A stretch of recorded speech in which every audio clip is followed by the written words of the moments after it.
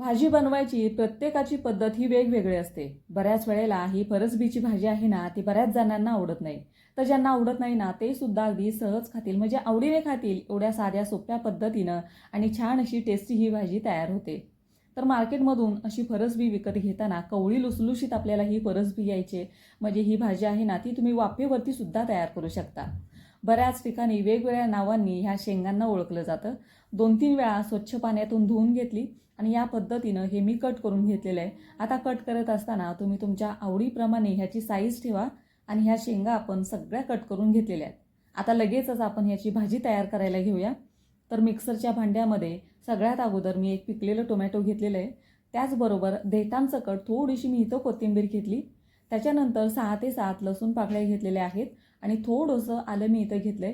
आता पाणी न टाकताच हे थोडंसं आपल्याला वाटण करून घ्यायचंय। तर ही पहा, छान अशी आपली प्युरी तयार झालेली आहे। आता लगेचच आपण ह्या शेंगांची भाजी तयार करायला घेऊया। तर एका कढईमध्ये मी इथं 1.5 पळी तेल घेतलेलं आहे। तेलाचं प्रमाण तुम्ही तुमच्या आवडीप्रमाणे कमी जास्त करून घ्या। तेल गरम झालंय की सगळ्यात अगोदर एक मीडियम साईजचा कांदा बारीक कट करून मी इथं टाकलेला आहे। हलकासा ब्राऊन कलर येईपर्यंत आपल्याला हा तेलामध्ये चांगला परतून घ्यायचा आहे। ही फरसबीची भाजी आहे ना, ती तुम्ही अगदी वाफेवरती सुद्धा तयार करू शकता। फक्त मार्केटमधून शेंगा विकत घेताना जून न घेता कवळ्या लुसलुशीत शेंगा आणायच्या, म्हणजे ती वाफेवरती तयार होते, चवीला पण चांगली लागते आणि बनवायलाही तुम्हाला जास्त वेळ लागत नाही। तर कांदा आपला हलकासा लालसर झालेला आहे। आता जे आपण टोमॅटो बारीक करून ठेवलं होतं ना, ते घालून हलकंसं आपण हे परतून घेऊया, म्हणजे याचा कच्चेपणा जाईपर्यंत, चांगलं तेल सुटेपर्यंत हा मसाला चांगला परतून घेऊया, म्हणजे टोमॅटो चांगलं परतून घेऊया। आता ही ज्यांना आवडत नाही ना फरसबीची भाजी, ते पण अगदी आवडीने खातील, एवढी छान अशी ही भाजी तयार होते। तर व्यवस्थित मसाला पण चांगला तेल सुटेपर्यंत परतून झालेला आहे। आता ह्याच्यामध्ये थोडेसे आपण सुके मसाले टाकायला घेऊया। तर सगळ्यात अगोदर मी इथं अर्धा चमचा हळद घेतलेली आहे, त्याच्यानंतर लाल तिखट घेतलेलं आहे 2 चमचे, कांदा लसूण मसाल्याचा मी इथं वापर केलेला आहे। तुमच्याकडे जे साठवणीचं लाल तिखट आहे ते तुम्ही तुमच्या आवडीप्रमाणे कमी जास्त करून घ्या। त्याच्यानंतर छोटासा 1 चमचा मी गरम मसाल्याचा वापरलेला आहे। आता हे सगळे मसाले व्यवस्थित आपण परतून घेऊया।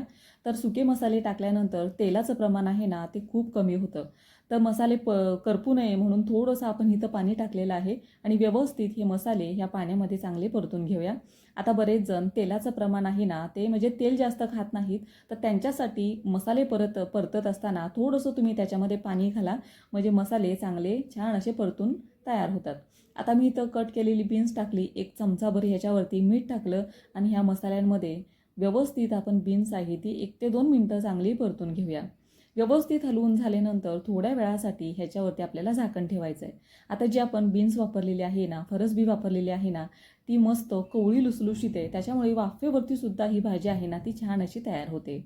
झाकण ठेवल्यानंतर काही वेळानंतर, म्हणजे अर्ध्या मिनिटभरानंतर ह्याच्यावरचं झाकण काढलं, थोडीशी फरसबी परत एकदा हलवून घेतली आणि ह्याच्यामध्ये थोडंसं मी इथं पाणी टाकणार आहे, कारण ही भाजी मला ना थोडीशी सरसरीत हवी आहे, म्हणजे थोडंसं पाणी टाकून ही भाजी मी तयार करणार आहे। आता तुम्हाला जर सुकी भाजी हवी असेल ना, तर फक्त तुम्ही ही वाफेवरती सुद्धा तयार करू शकता। फक्त जी बीन्स तुम्ही घेताय, फरसबी जी घेताय ना, ती कवळी लुसलुशीत घ्या, म्हणजे ती चवीला पण चांगली लागते आणि जास्त वेळ तुम्हाला शिजवायला पण लागत नाही। तर मी इथं जवळजवळ अर्धा ग्लास एवढं पाणी टाकलं। व्यवस्थित ही फरसबी आहे ना, ती छान अशी हलवून घेतलेली आहे। आता ही भाजीमध्ये मी इथं 1 चमचाभर शेंगदाण्याचं कूट आणि 1 चमचा कारळ्याचं कूट येतं ना, ते टाकलेलं आहे। आता बरेच जण कारळ्याचं कूट वापरत नाहीत, आमच्या तिकडे वापरतात, म्हणून मी इथं 1 चमचा शेंगदाण्याचं कूट आणि 1 चमचा कारळ्याचं कूट टाकलेलं आहे। कारळ्याचं कूट तुम्ही नाही टाकलं तरी पण चालेल।